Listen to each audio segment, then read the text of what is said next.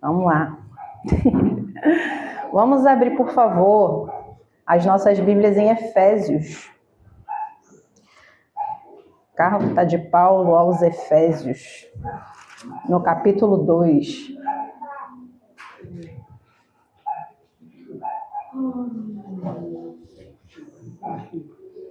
Efésios, capítulo 2.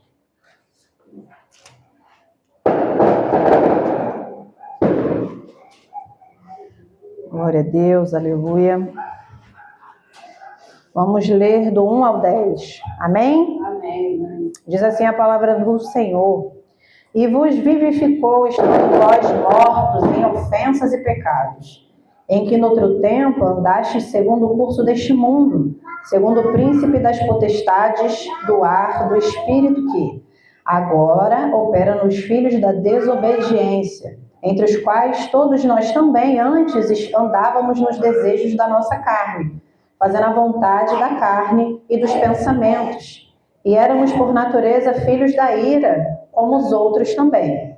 Mas Deus, que é riquíssimo em misericórdia, pelo seu muito amor com o que nos amou, estando nós ainda mortos em nossas ofensas, nos vivificou juntamente com Cristo. Pela graça sois salvos, e nos ressuscitou juntamente com Ele, e nos fez assentar nos lugares celestiais em Cristo Jesus, para mostrar nos séculos vindouros as abundantes riquezas da sua graça, pela sua benignidade para conosco em Cristo Jesus.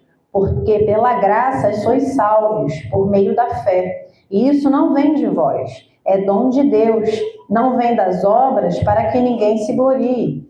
Porque somos feitura sua, criados em Cristo Jesus para boas obras, as quais Deus preparou para que andássemos nelas. A igreja pode se assentar. Hoje vamos continuar com o estudo das doutrinas fundamentais e nós vamos falar sobre a doutrina da salvação. A gente vai entender um pouco sobre essa questão da salvação. Eu escolhi esse texto de Paulo aos Efésios porque ele detalha muito bem o motivo pelo qual nós fomos salvos em Cristo, né? A salvação, ela existe por um perigo real, a condenação. Você só é salvo de algo de que você está em perigo. Todo aquele que está no mundo e não crê em Cristo já está condenado. Condenado ao quê? Ao purgatório? Não, condenado ao inferno. Então a salvação, ela existe para nos salvar da condenação já proposta aos filhos da ira. A partir do momento em que nascemos, nós já nascemos condenados. Acredite você ou não, você já nasce condenado.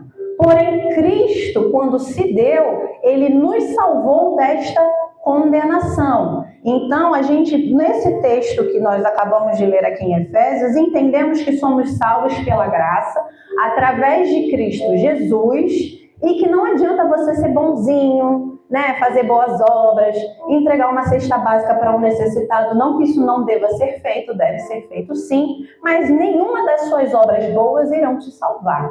O que salvará você é a fé em Cristo Jesus. As obras são consequência da salvação. Se você é salvo, você tem boas obras. Dificilmente quem é salvo não pratica boas obras, porque uma coisa acompanha a outra. A salvação é um grande livramento, tanto no espiritual quanto no natural. Ela afeta o ser humano em 3 dimensões: no passado, no presente e no futuro.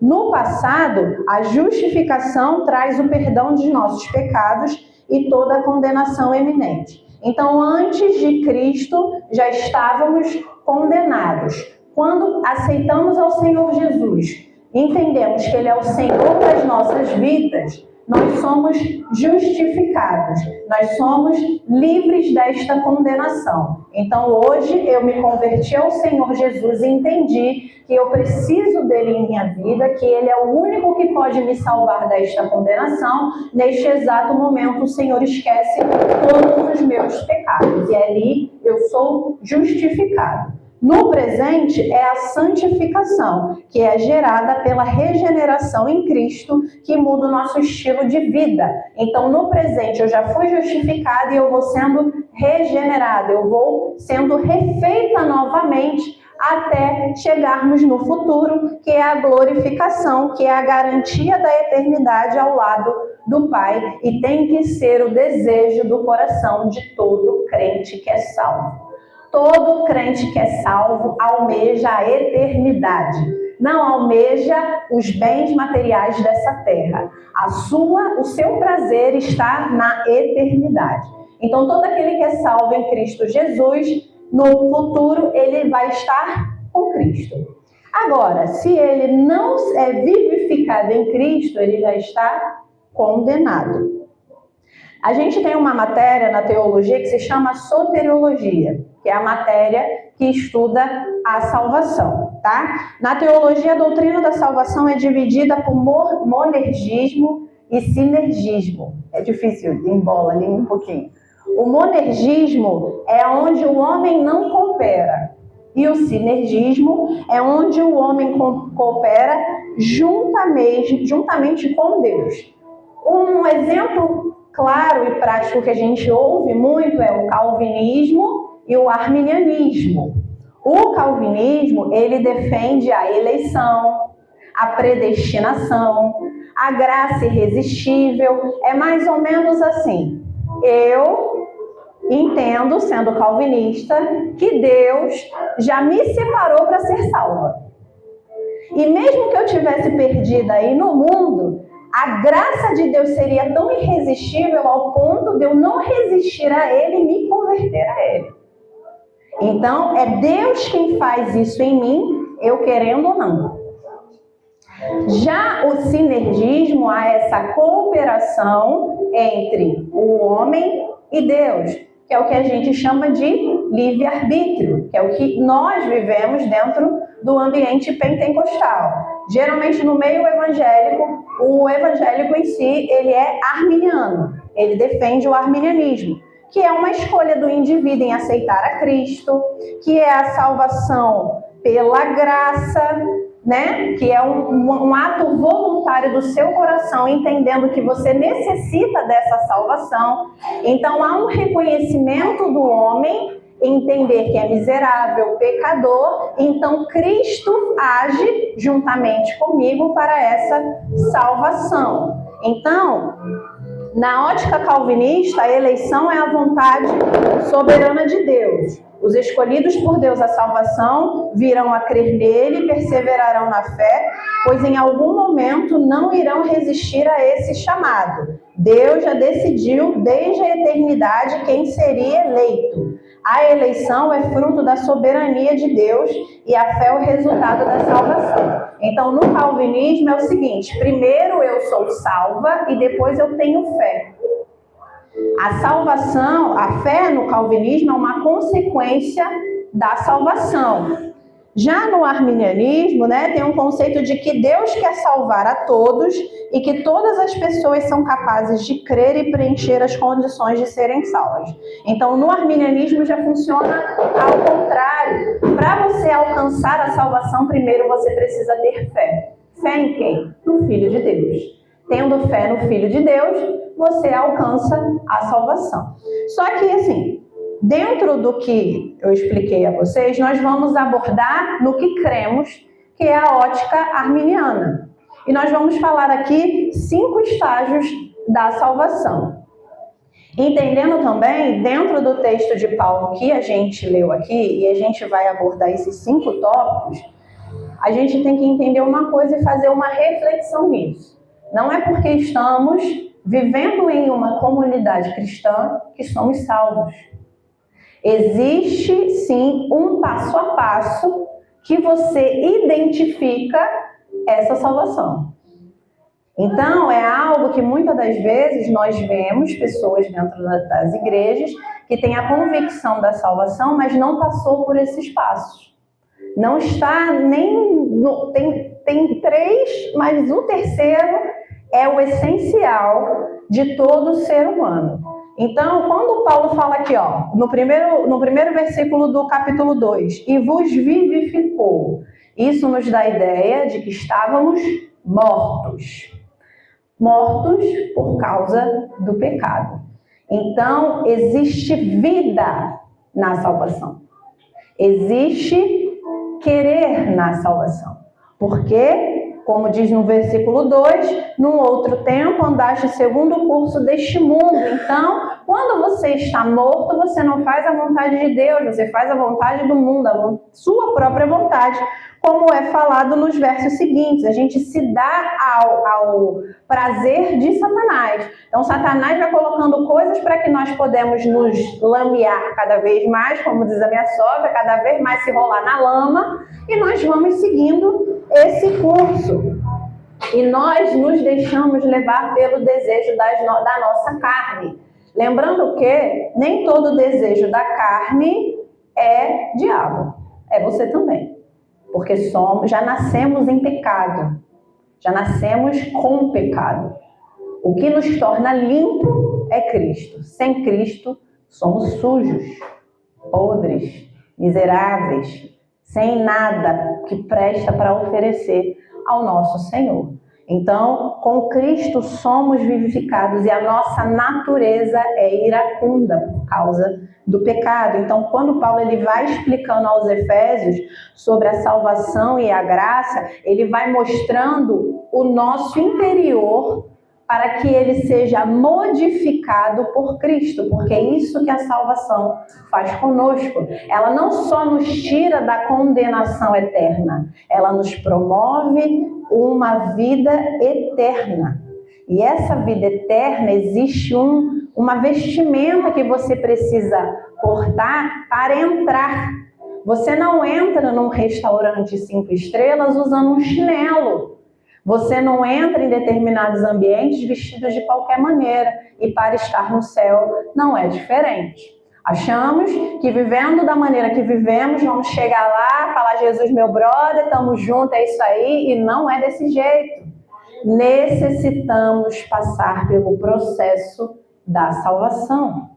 E quando a gente não se permite viver esse processo, lamento dizer, a gente não entra.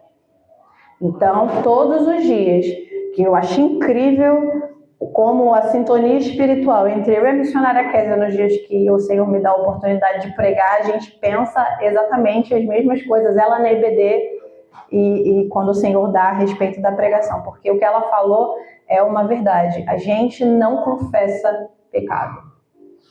E o fato de não confessarmos pecado não nos aproxima de Deus.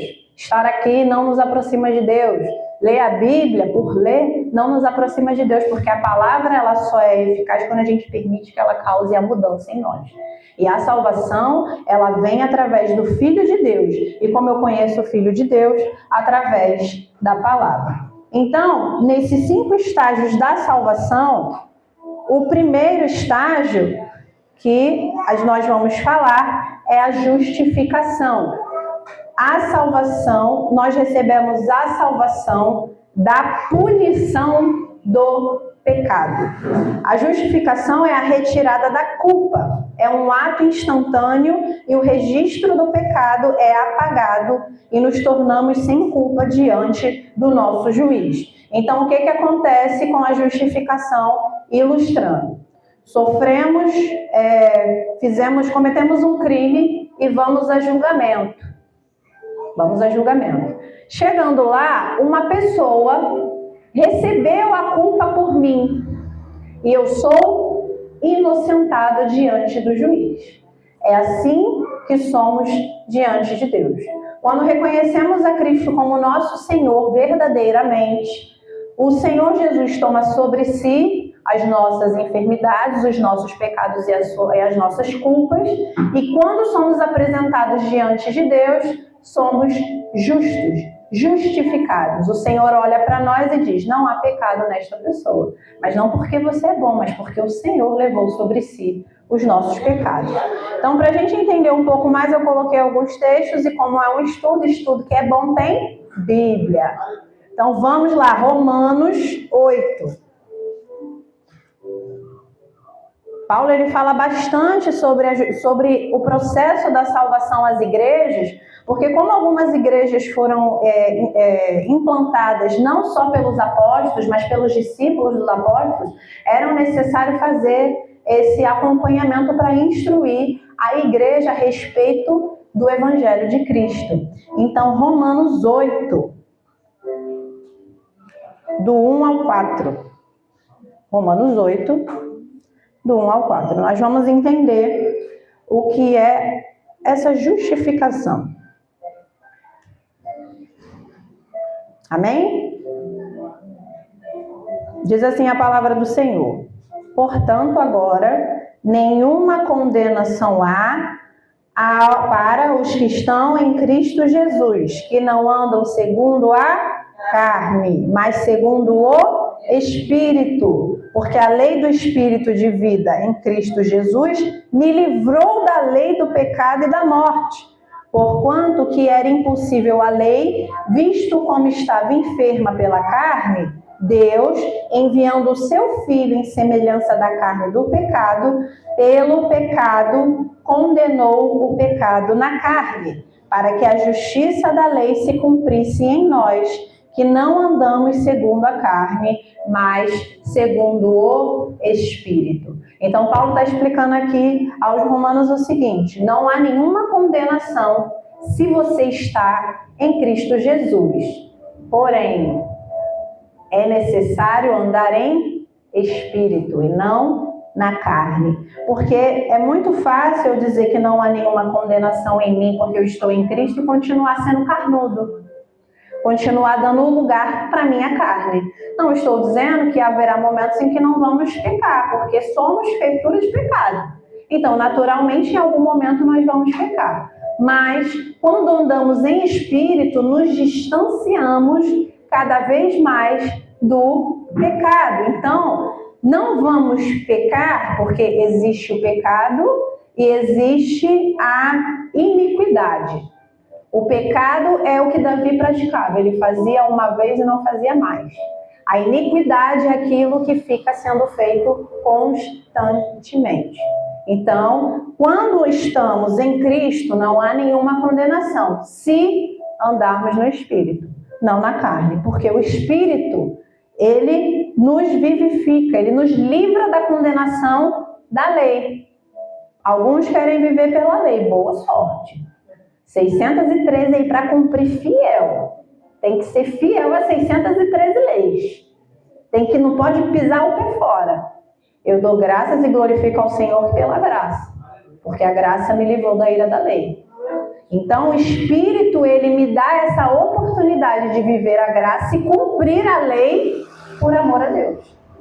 Porque naturalmente, quando somos salvos, temos prazer na lei do Senhor. É o que a palavra de Deus diz. Meu prazer está na lei do Senhor.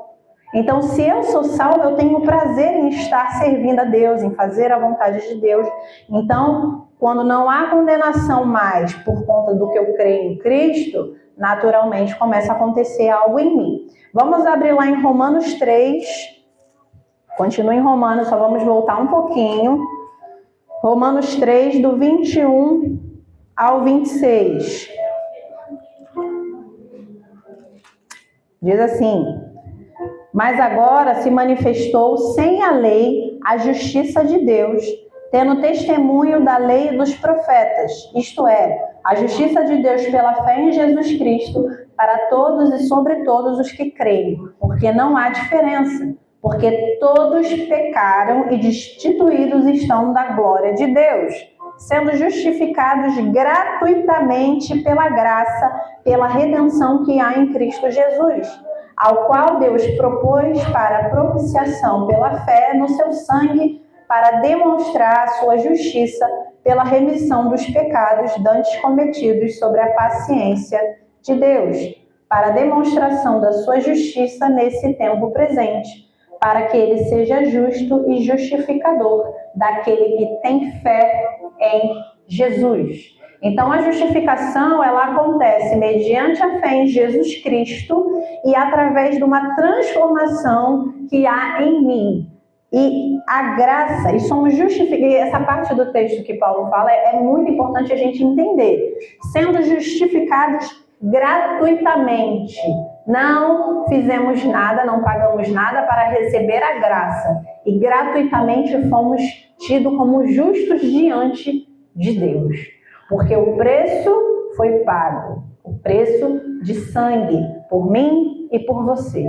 Então, quando a gente não entende que não é somente, Jesus foi lá na cruz, se deu por mim, aquela coisa romântica, não é romântico, é grave, é pesado, tem que causar uma comoção dentro de você que cause arrependimento, porque senão você vai sempre romantizando, porque Jesus morreu. A gente, quando vai evangelizar, a gente gosta de dizer, Jesus morreu por você, mas qual o peso que você vai trazer ali para dizer, olha, por causa dos seus pecados, por causa da sua iniquidade, o nosso Senhor se deu.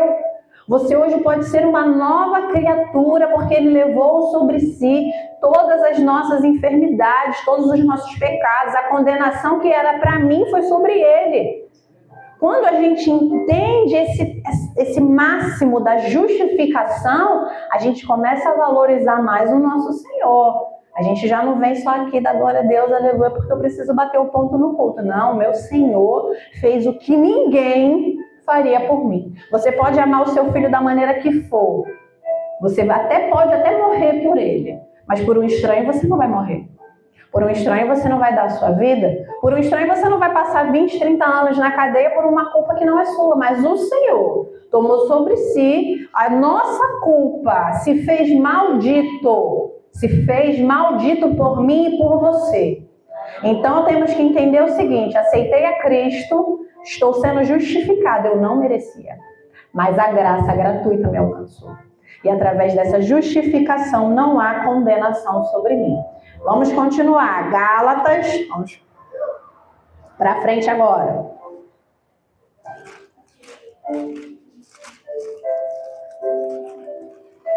Gálatas 2.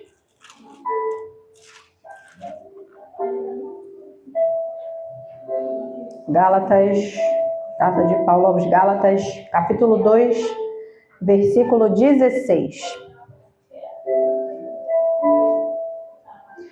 Então, a justificação, ela é a retirada da nossa culpa, daquilo que já nascemos culpados.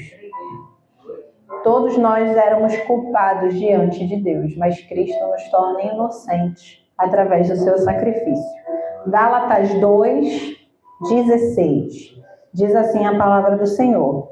Sabendo que o homem não é justificado pelas obras da lei, mas pela fé em Jesus Cristo, temos também crido em Jesus Cristo para sermos justificados pela fé em Cristo, e não pelas obras da lei. Porquanto pelas obras da lei nenhuma carne será justificada. Isso é um lembrete seguinte, eu posso fazer, eu posso acontecer, eu posso pregar, eu posso cantar, eu posso tocar, eu posso tirar foto, eu posso dar cambalhota, eu posso fazer acrobacia aqui. Nada do que eu faça me justificará diante de Deus. Mas a minha fé genuína em Jesus Cristo me torna justo diante de Deus. Então é mais do que eu faço, é muito mais do que eu faço material, naquilo que é visível. É muito mais do espiritual. A justificação em Deus, ela é uma busca em que é eu e Deus. Não é eu e os homens. Não é eu e o pastor. Não é eu e a pastora. É eu e Deus. Eu preciso ser justo em Deus. As obras, como eu disse, ela acompanha o salvo. E a obra que é feita pelo salvo não é uma obra para querer que os outros vejam, mas porque entende que por eu ser salvo eu preciso ter obras. É o que Tiago diz, né? A fé sem obras é morta. Mas não somos salvos pelas obras, é mediante a fé. Mas quando eu tenho fé no Filho de Deus, eu tenho obras. Mas aqui o que o Paulo está querendo dizer é o seguinte, porque muitas pessoas, para parecerem justas, espirituais, acham que necessitam estar fazendo sempre alguma coisa, mostrar serviço. Primeiro precisamos mostrar a nossa fé em Jesus Cristo a Deus. Se não temos fé em Cristo, tudo que fazemos aqui é vão. Somos apenas ativistas na igreja, aqueles que fazem, mas para Deus verdadeiramente não está sendo feito, porque está sendo feito pelo nosso próprio ego, não para Deus. A justificação, ela não é pelas obras da lei, não é feito pelo cumprimento. Não, eu não mato, eu não roubo. Que pecado eu tenho? Eu já ouvi muitas pessoas falarem isso. Eu não mato, eu não roubo, eu não desejo a mulher dos outros, não é isso que diz os 10 mandamentos? Então, que pecado eu tenho? Não somos justos pelas obras da lei.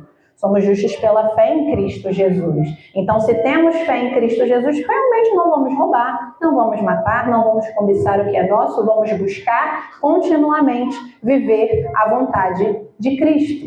O que nos torna justos diante de Deus é a fé no Senhor Jesus Cristo. Agora vamos voltar um pouquinho. 2 Coríntios. 2 Coríntios, capítulo 5.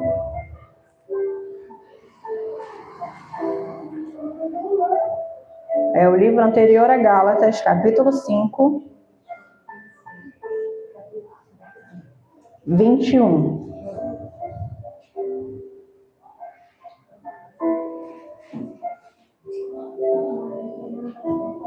Segunda Coríntios 5, 21, que diz assim: aquele que não conheceu o pecado, o fez pecado por nós, para que nele fôssemos feitos justiça de Deus.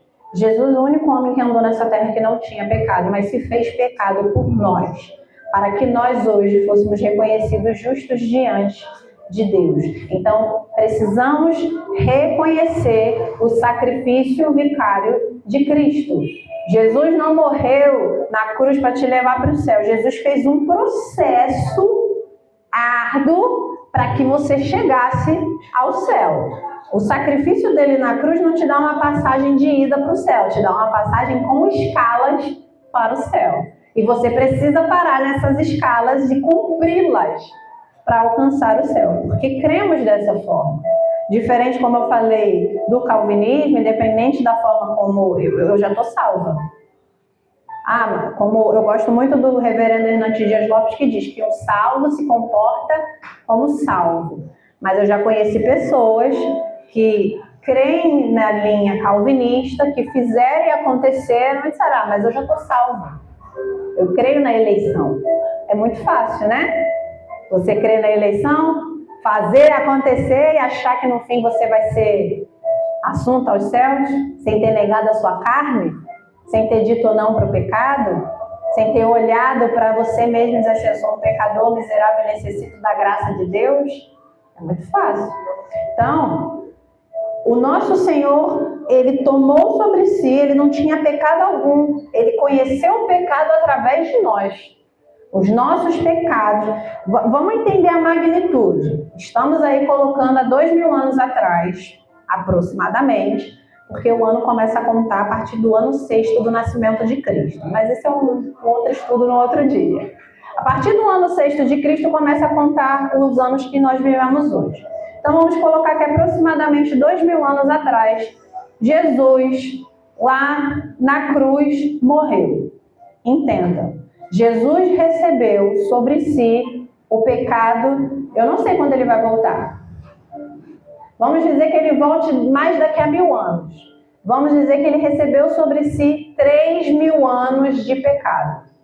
Quantos milhões, bilhões de pessoas há nesse mundo? Quantos milhões e bilhões de pessoas hão de nascer? Entende a magnitude do sacrifício de Cristo? Quando a gente olha, é muito raso. A gente não amplia, é do princípio do sacrifício até o fim da sua volta que ele recebe sobre ele toda a maldição. Então, a justificação que nós recebemos causou uma dor, uma tortura e um desespero naquele que você diz que ama. Mas as suas atitudes não são de alguém que ama o seu justificador. Então, ele não conhecia o pecado, mas se fez pecado por nós, para que nós fôssemos feitos justos diante de Deus. E o último versículo está lá em Tito.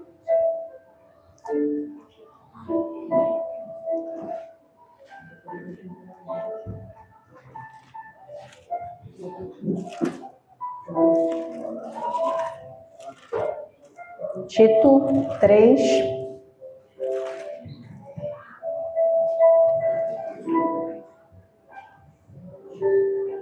do 4 ao 7. Tito 3, do 4 ao 7.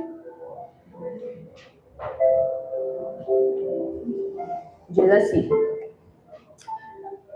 porque também nós éramos, noutro tempo, insensatos, desobedientes, extraviados, servindo a várias concupiscências e deleites. Concupiscências são desejos desenfreados. Vivendo em malícia e inveja, odiosos, odiando-nos uns aos outros. Mas quando apareceu a benignidade e a caridade de Deus, nosso Salvador, para com os homens, não pelas obras de justiça que houvéssemos feito, mas segundo a sua misericórdia, nos salvou pela lavagem da regeneração e da renovação do Espírito Santo, que abundantemente Ele derramou sobre nós por Jesus Cristo, nosso Salvador, para que, sendo justificados pela graça, sejamos feitos herdeiros segundo a esperança da vida eterna. Então, vamos lá. Aqui ele está dizendo que antes, num outro tempo, nós éramos, desobedientes, insensatos, extraviados, servindo as nossas próprias vontades, nos deitando e rolando na lama, vivendo a maldade e a inveja, sendo odioso, sendo pessoas iracundas, carrancudas, num outro tempo.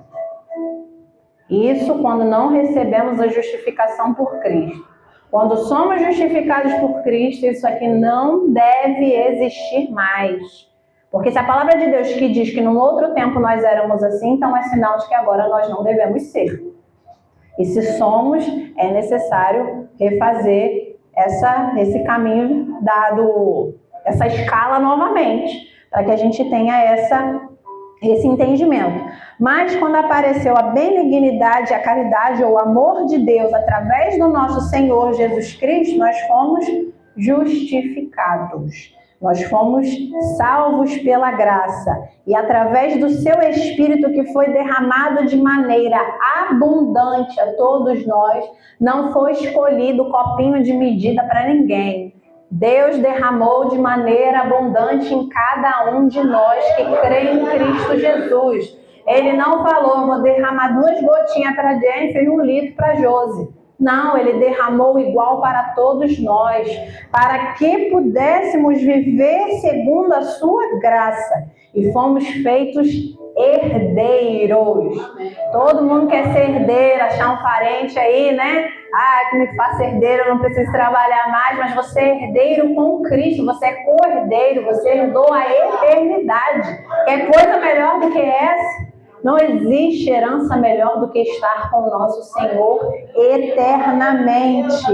E pela graça de Deus, o sacrifício de Cristo, fomos feitos herdeiros dessa eternidade. Não é pouca coisa não, irmãos. Não é. Muitas pessoas hoje que gritam no inferno, possivelmente, pensar, se eu pudesse ter uma outra oportunidade, porque vai achando você que quem vai para o inferno fica inconsciente. Não, fica não. Sofre a sua condenação, lembrando dos seus pecados. Então entenda, recebemos o máximo, o prêmio máximo, que é o quê? Estar com Cristo, fomos justificados. E com isso nós fomos feitos o quê? Herdeiros, Então nós fomos feitos o quê? Filhos.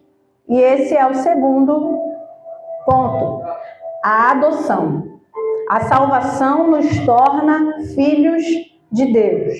Enquanto a justificação é o cancelamento do julgamento contra nós, na adoção somos restaurados a uma posição de favor em relação a Deus. Vamos voltar lá em Romanos, no capítulo 8. Então, você é justificado por Cristo. E aí você recebe a graça de ser chamado filho de Deus. Romanos 8, do 14 ao 17.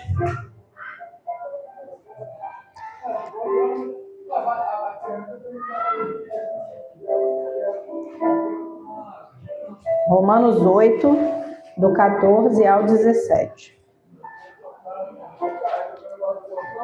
Diz assim: porque todos os que são guiados pelo Espírito de Deus, esses são os filhos de Deus. Porque não recebestes o espírito da escravidão, para outra vez estardes em temor, mas recebeste o espírito de adoção de filhos, pelo qual clamamos, Abba, Pai. O mesmo Espírito testifica com o nosso espírito que somos filhos de Deus. E se nós somos filhos, somos logo herdeiros também, herdeiros de Deus e co-herdeiros de Cristo. Se é certo que com Ele padecemos, para que também com Ele sejamos glorificados. Então, todos aqueles que recebem o selo do Espírito Santo é feito filho de Deus. Todo mundo é filho de Deus? Não. Filho de Deus é aquele que reconhece o seu filho como Senhor da sua vida. Não como irmão, como Senhor. E aí, a palavra de Deus diz que todos que são guiados pelo Espírito de Deus são filhos de Deus.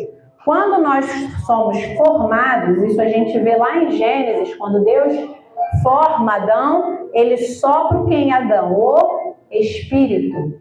Então, há Deus em nós. Por isso, a gente sempre gosta de dizer que há um vazio dentro de nós que cabe perfeitamente Deus. Porque é exatamente o que nos falta. Nós estamos entregues ao pecado, então nós achamos que não precisamos de Deus. Porque isso é uma coisa que o pecado faz com a nossa mente. E conforme a gente vai se envolvendo com o pecado, achamos que realmente não precisamos dele. Mas a nossa vida depende de Deus. Não tem como estar vivo e estar em Deus. É impossível achar que está vivo longe de Deus. Então, quando você reconhece o Senhor Jesus como seu Salvador, é justificado por Ele naquele momento, você é adotado por Deus e se torna filho dele. Como eu vou saber que eu sou filho de Deus? O seu Espírito, aquilo que está dentro de você, te dá a certeza desse cargo, vamos dizer assim, desse título. Quando a gente tem dúvida, e geralmente no começo da caminhada a gente tem bastante dúvida, como a gente sana essas dúvidas? Buscando a Deus e pedindo para que Ele fale para você.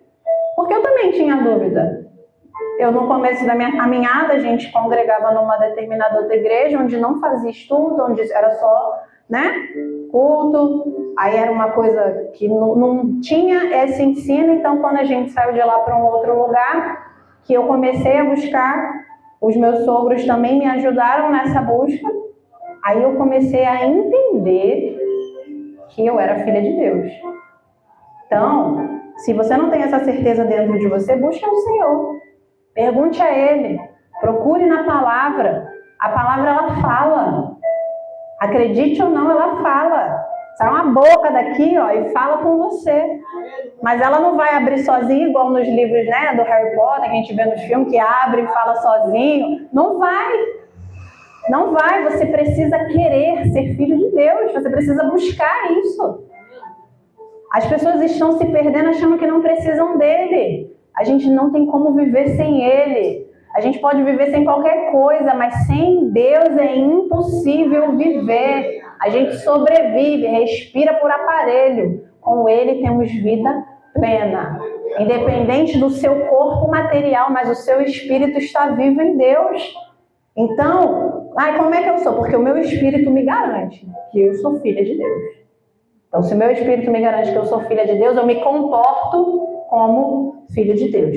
Então, vamos abrir agora também João, Evangelho de Jesus segundo escreveu João, capítulo 1.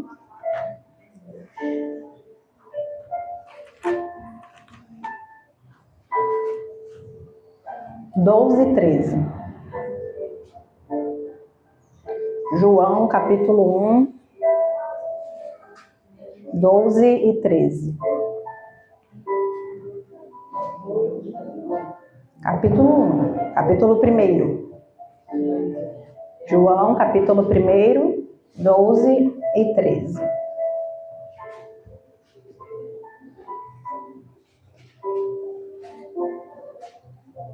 Mas a todos quanto receberam, deu-lhes o poder de serem feitos filhos de Deus, aos que creem no seu nome, os quais não nasceram do sangue, nem da vontade da carne, nem da vontade do varão, mas de Deus.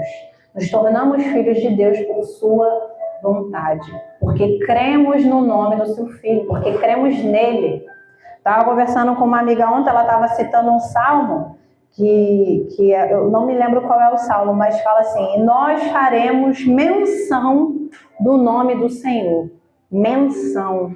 Não vai, eu vou chegar lá e vou gritar, pelo nome, não. Vai mencionar, somente mencionar o nome do Senhor já lhe garantirá a vitória. Então entenda, por eu crer no nome de Jesus Cristo, por eu crer na pessoa de Jesus Cristo, eu fui tornada filha de Deus. E isso não veio da minha vontade, nem da vontade dos meus pais, muito menos.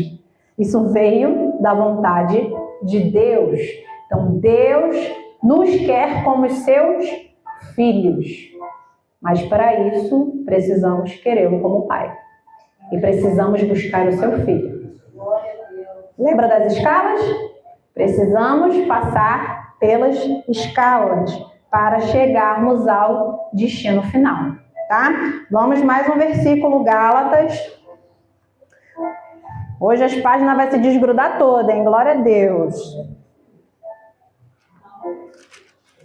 Gálatas 3:26. 3:26. Gálatas, carta de Paulo aos Gálatas, capítulo 3, verso 26. Diz assim: porque todos sois filhos de Deus pela fé em Cristo Jesus. Então é necessário você crer em Cristo. Não tem discurso de que eu sou bom, eu acredito em Deus, por isso eu sou filho. Não, você é criatura. Você foi feito criatura. Todos nós um dia éramos criaturas de Deus. Deus nos criou. Somos filhos através de Cristo. Não existe filiação sem pai, sem mãe. No nosso caso espiritual, não tem como sermos filhos sem um pai. Então não adianta eu dizer que eu sou filha de Deus se o pai não me reconhece como filha. Eu preciso ter fé no Filho de Deus para que Deus me reconheça como sua filha. Precisa haver essa fé em Cristo Jesus.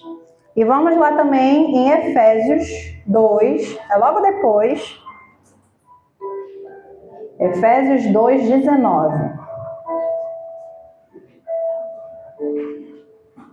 Porque a gente tem que entender que para Deus, sem Cristo, somos estranhos para Ele. Somos estranhos. Ah, mas Deus, a fulana ali que nem crente é, orou e Deus atendeu. Essa é a graça que Deus derrama sobre todos. Deus é tão amoroso que até quem não está com Ele vai abençoar, porque a graça dele não se limita. Mas há recompensa para os filhos de Deus. E a recompensa é a eternidade. Gente, em nome de Jesus, a eternidade é a sua recompensa. A eternidade tem que ser o seu alvo. A eternidade tem que ser o desejo ardente do seu coração. Vamos estudar, vamos trabalhar, vamos buscar, porque estamos aqui. Mas o desejo do seu coração precisa ser alcançar a eternidade, precisa ser estar com Cristo. Me dá nervoso só de pensar de não estar com Ele, já me dá dor de barriga. Porque, meu Deus, meu sonho, quando Ele vier nos buscar, como pode ser com os calvinistas depois da tribulação ou os arminianos antes disso. Porém, como eu disse uma vez, estejam preparados, independente da situação. Seja Ele vir buscar antes da tribulação ou depois, você precisa estar pronto. Mas Ele vai vir nos buscar, isso é um consenso entre eles. Um crê que vai vir depois da tribulação e o outro crê que vai vir antes. Mas existe um consenso, que Ele virá. E quando Ele vier, como Ele encontrará a sua igreja? Eu quero já ir, Ai, Deus. Abraçar ele, é lindo. Efésios 2, verso 19 diz assim: assim já não sois estrangeiros, nem forasteiros, mas concidadãos dos santos e da família de Deus. Então, antes você era estrangeiro, peregrino, forasteiro, era alguém que não fazia parte do mesmo ambiente que Deus. Mas Cristo veio, se deu por mim e por você, e hoje nós fazemos parte da família de Deus. Por isso que somos irmãos em Cristo.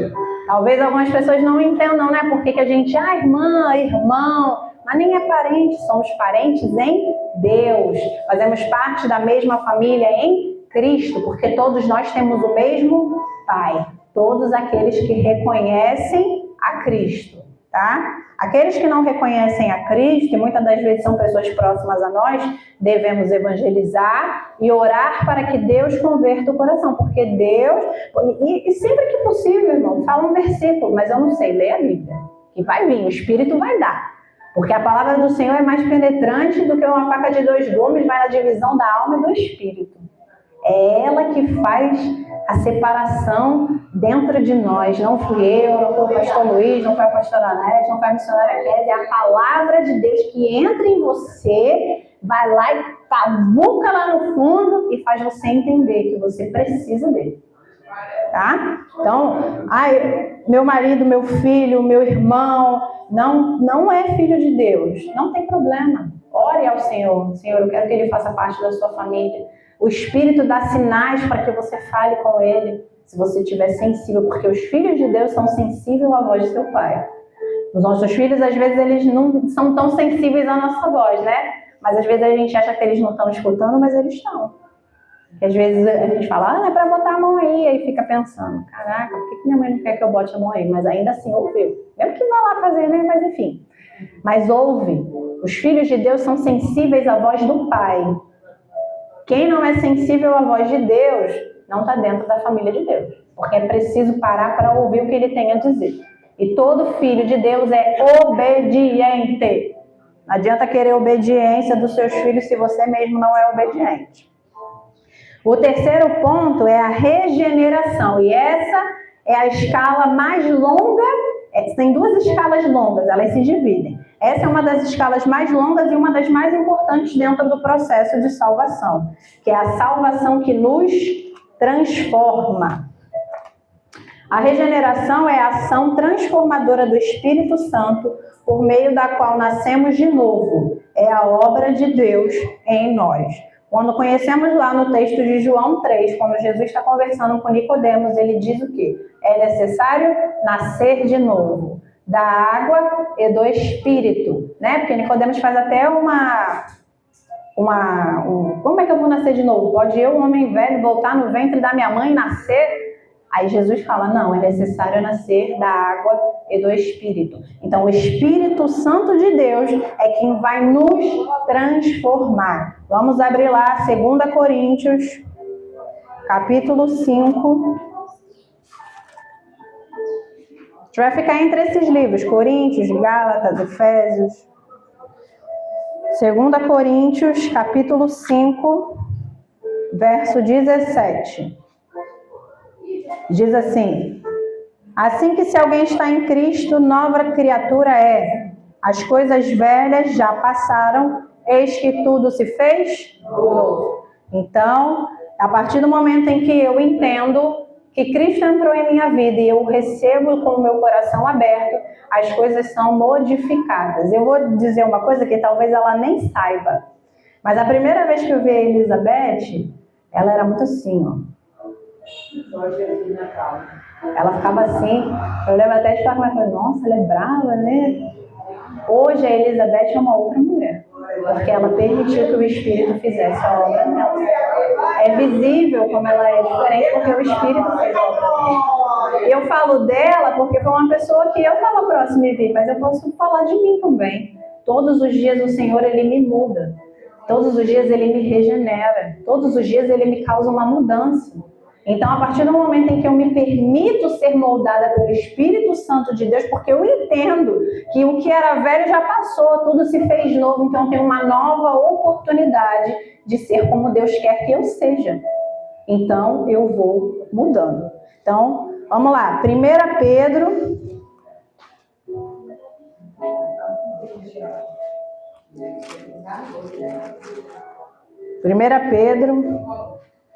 capítulo 1, 22 e 23. 1 Pedro, capítulo 1, 22 e 23. Diz assim a palavra do Senhor: purificando a vossa alma na obediência à verdade, para caridade fraternal, para o amor fraternal não fingida, amai-vos ardentemente uns aos outros com o coração puro, sendo de novo gerados, não de semente corruptível, mas da incorruptível pela palavra de Deus, viva e que permanece para sempre. Então, entenda uma coisa, você é gerado novamente de uma semente que não se corrompe, que é o coração de Deus, através do sacrifício de Cristo Jesus. Através do que? A vossa alma, como eu purifico a minha alma? Através da obediência à palavra de Deus. Se você não é obediente à palavra de Deus, você não está buscando ser regenerado em Cristo. Você continua o velho homem que está agarrado nesse velho homem que não quer soltar. Ah, mas eu me batizei, ele ficou na água. Amor, ele ressuscita. É um bicho que você pode botar uma pedra em cima que ele quer voltar.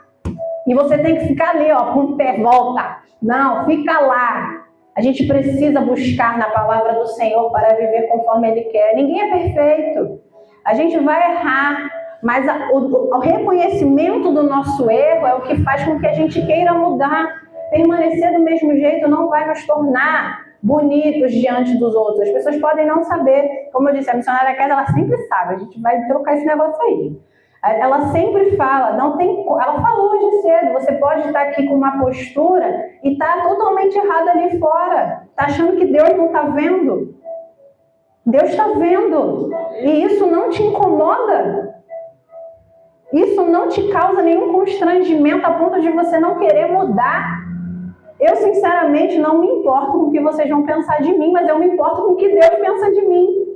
Mas eu levo em consideração o que vocês pensam de mim também. Porque eu oro ao Senhor, porque muitas das vezes eu posso não ver e alguém viu. E eu oro ao Senhor. Senhor, se eu sou essa pessoa que ela falou, o Senhor me mostra, porque eu não quero ser assim.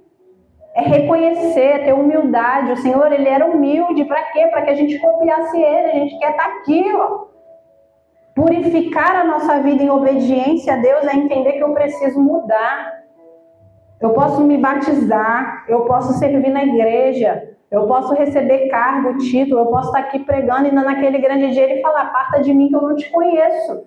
Porque eu não quis ser filha de Deus, eu não busquei ser filha de Deus como Ele queria que eu fosse. A palavra ela é clara: purifica a vossa alma na obediência à verdade. O que é a verdade? A palavra de Deus. Não tem como. A regeneração, ela é isso. Ela é a transformação contínua de nós mesmos através do Senhor. Não tem como você querer mudar por você mesmo. Você não é certinha, você não é certinho, você não é o filho preferido de Deus. Deus não tem filho preferido, porque o seu próprio filho agradou moê-lo. Você acha que Ele vai ter misericórdia sempre de você? Alecrim dourado? Não. Eu entendo que eu preciso desse Deus, e por eu precisar desse Deus, eu me submeto à vontade dele. Vamos abrir agora Romanos 12. Romanos 12, 2.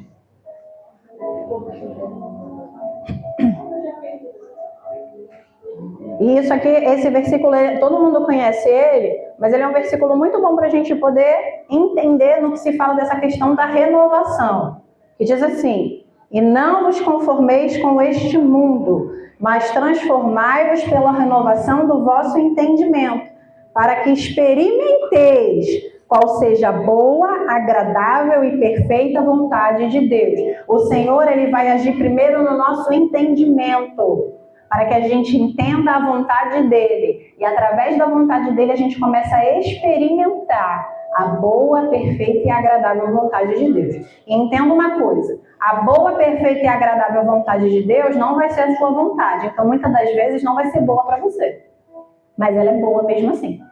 Quando você passa a pensar, passou a situação que Deus quis que você tivesse, você se colocou ali, tá ruim, aí passou essa situação, você fala, não, realmente foi bom, foi perfeito.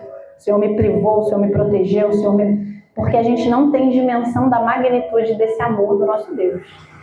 Eu espero que hoje, quando a gente passe a meditar nessas etapas da salvação, a gente consiga entender que o Senhor não quer o nosso mal.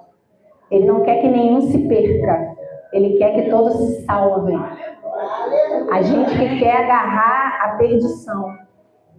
A gente acha que ninguém tem jeito. Para Jesus tem jeito. Mas você tem que ter fé no Filho de Deus. Porque sem fé é impossível agradar-lhe. Vivemos uma geração fria. Não vejo mais milagre. Não vejo mais isso. Não vejo mais aquilo. Porque você não tem fé. E como Deus vai manifestar as maravilhas dele num povo sem fé? Então, a regeneração nos traz fé, nos traz vontade e anseio de estar com ele, ser como ele quer que sejamos. E também, como eu falei que é um processo, esse é um processo de escala mais longo, o quarto processo é a santificação, que é a salvação do poder do pecado.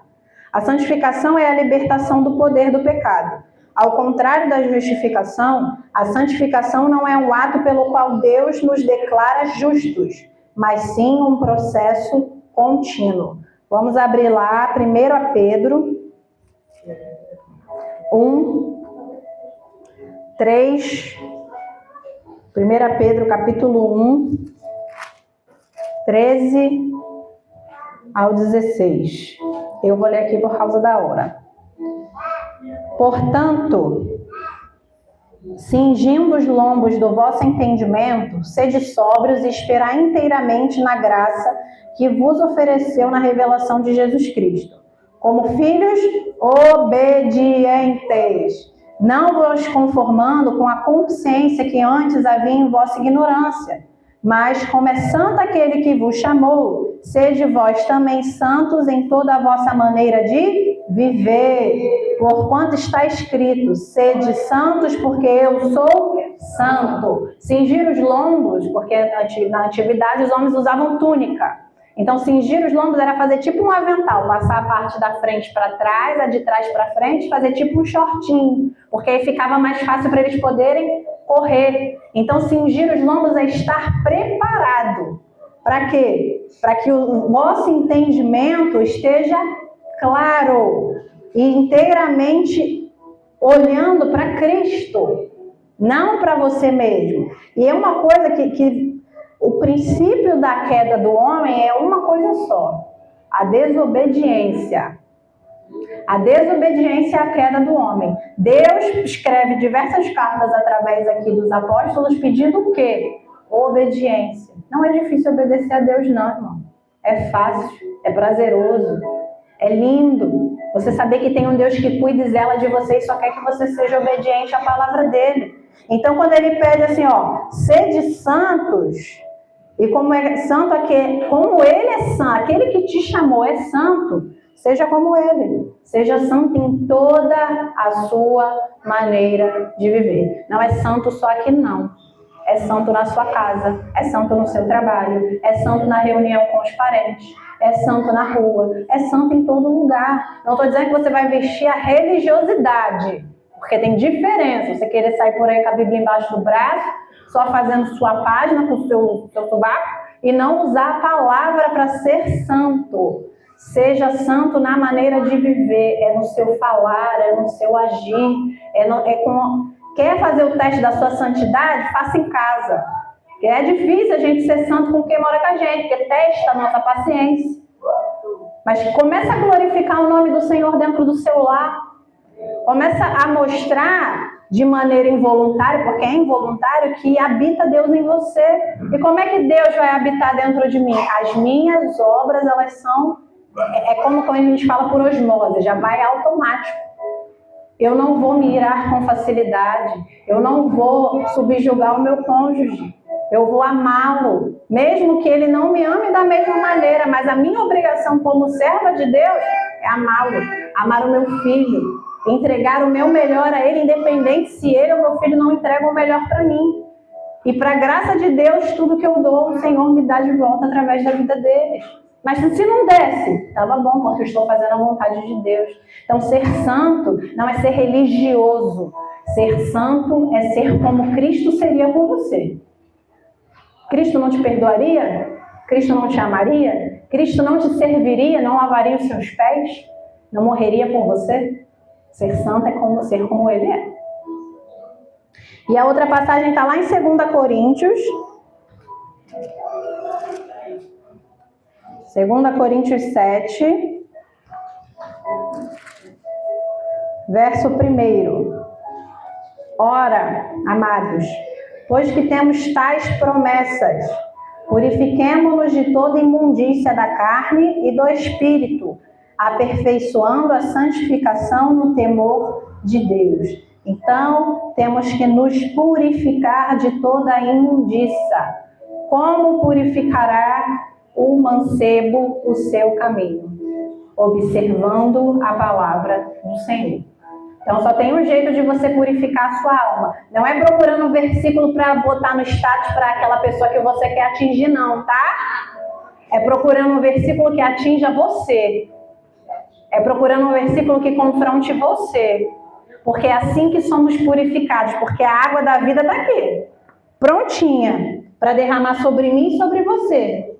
Para que essa velha criatura que faz questão de sair de dentro daquela piscina, da cachoeira, da banheira, do chuveiro, saia de lá e mostre quem verdadeiramente a sua carne é. Mas Jesus fala, olha para mim, olha para a minha palavra. Paulo diz, né? Prossigo para o alvo. Que é quem? Cristo. A gente não pode desviar os nossos olhos dele. E a palavra de Deus nos purificará de toda a imundícia. Nós seremos puros se andarmos com Cristo. E a outra passagem está lá em 1 Tessalonicenses.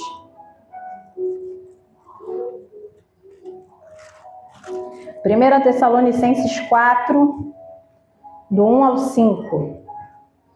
Finalmente, irmãos, vos rogamos e exortamos no Senhor, que assim como recebestes de nós, de que maneira convém andar e agradar a Deus, assim andai para que continueis a progredir cada vez mais. Porque vós bem sabeis que mandamento vos temos dado pelo Senhor Jesus.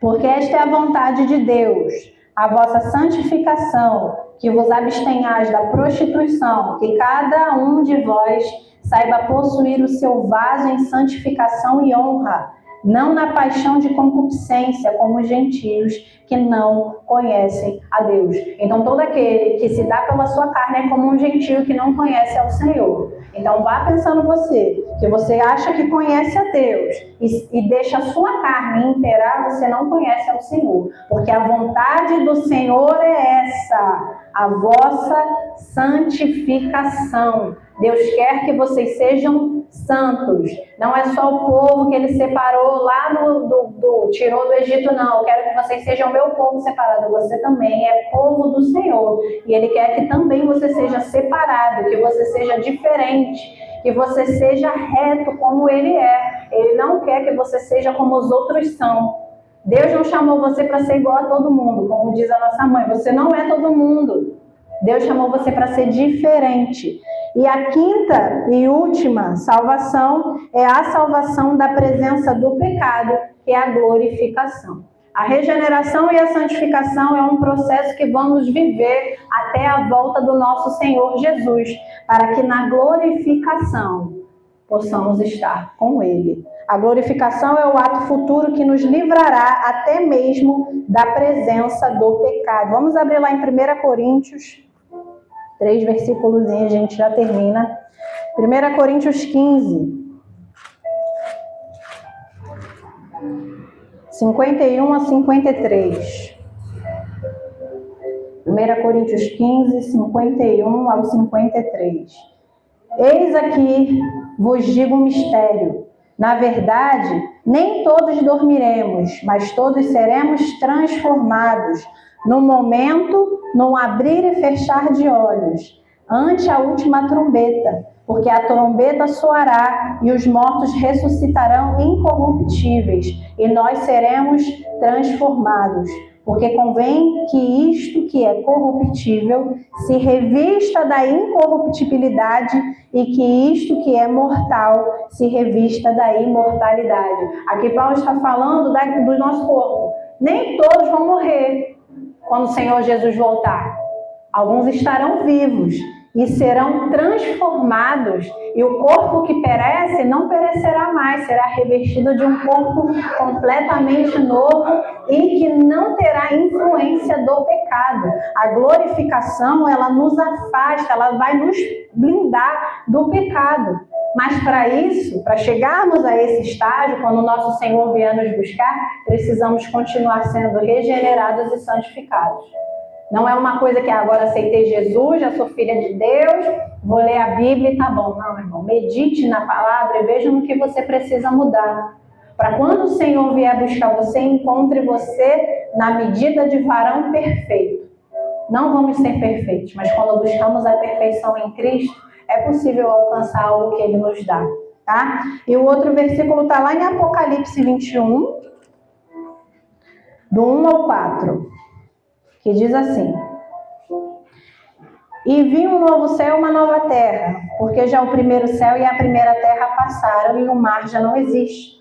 E eu, João, vi a cidade santa, a nova Jerusalém, que de Deus descia do céu, adereçada como uma esposa ataviada para o seu marido. E ouvi uma grande voz do céu que dizia: Eis aqui o tabernáculo de Deus com os homens, pois com eles habitará, e eles serão o seu povo, e o mesmo Deus estará com eles e será o seu Deus. E Deus limpará dos seus olhos toda lágrima, e não haverá mais morte, nem pranto, nem clamor, nem dor, porque as primeiras coisas já são passadas. Então, no momento em que pudermos adentrar na cidade santa, haverá um só povo, uma só nação e um só Deus. E lá estaremos com Ele. E esse é o último estágio da salvação, que é a glorificação, é pela qual nós buscamos no Senhor. Então, quando chegar nesse momento, olhe o que você vai receber. Não terá mais dor, não terá mais pranto, e Ele enxugará dos seus olhos toda lágrima. E você estará com Ele por toda a eternidade. Não haverá mais sentimento de tristeza, não haverá mais sentimento de depressão, não haverá mais ansiedade, não haverá mais câncer, não haverá mais imobilidade. Haverá uma vida plena em Cristo Jesus. Então, busquemos esse momento. E Apocalipse 22, só na outra página do 1 ao 7, diz assim: E mostrou-me o rio puro da água da vida, claro como um cristal, que procedia do trono de Deus e do Cordeiro. No meio da sua praça e de uma e da outra banda do rio estava a árvore da vida, que produz 12 frutos, dando seu fruto de mês em mês. E as folhas da árvore são para a saúde das nações. E ali nunca mais haverá maldição contra alguém. E nela estará o trono de Deus e do Cordeiro, e os seus servos o servirão. E verão o seu rosto, e na sua testa estará o seu nome. E ali não haverá mais noite, e não necessitarão de lâmpada, nem de luz do sol, porque o Senhor Deus os alumia, e reinarão para todos sempre. E disse-me: Estas palavras são fiéis e verdadeiras. O Senhor, o Deus dos santos profetas, enviou o seu anjo para mostrar aos seus servos as coisas que em breve hão de acontecer. Eis que presto venho. Bem-aventurado aquele que guarda as palavras da profecia deste livro. Então o Senhor, Ele virá e virá em breve. Não pense você que você está em tempo de continuar errado e deixar para se consertar quando ouvir a trombeta. A trombeta pode nem soar, irmão. Pode ser uma metáfora aqui e você não ouvir som nenhum. E aí começar a sumir um povo assim, você fala: ué, cadê? E agora? Entenda, quando o Senhor Jesus voltar, Ele não vai bater na sua porta e falar: ó, se ajeitem, daqui a 5 minutos eu estou descendo. Ele faz com que Ele nos mostra que devemos ter uma vida de preparo. Por isso eu falei, se for como os calvinistas, vai ser depois da tribulação. Então você tem que estar preparado para a tribulação. Mas se for como os arminianos que for antes, mesmo assim você tem que estar preparado. Porque não entra sujeira no reino de Deus. Entra pessoas lavadas e remidas no sangue do Cordeiro. E para isso é necessário buscar esse Deus. E a nossa conclusão é, a salvação tem sua origem em Deus, tendo sua base em um ato condicional do seu infinito amor e favor imerecido, que é a graça. Para que possamos receber a salvação, é preciso ter fé. E eu vou ler aqui para vocês 1 João, capítulo 5, 4 e 5, que diz assim: porque todo que é nascido de Deus vence o mundo, e esta é a vitória que vence o mundo, a nossa fé. Quem é que vence o mundo, senão aquele que crê que Jesus é o Filho de Deus? Então, para você vencer o mundo, primeiro você precisa ter fé e crer no Filho de Deus. E passar pelo processo da salvação. Todos nós passamos por essas escalas, mas nem todo mundo pega um voo direto para a glorificação. Então, que nós possamos meditar na palavra do Senhor e possamos alcançar essa graça imerecida todos os dias, através da sua palavra. Amém? Assim eu agradeço a oportunidade no nome de Jesus.